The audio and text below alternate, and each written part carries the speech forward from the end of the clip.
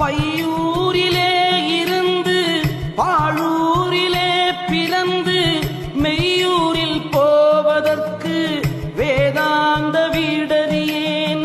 மெய்யூரில் போவதற்கு வேதாந்த வீடறிந்தால் பையூரும் மெய்யூரும் என் கண்ணம்மா பாழாய் முடியாவோ.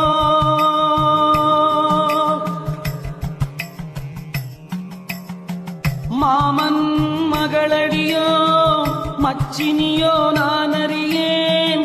காமன் கணை எனக்கு கனலாகவே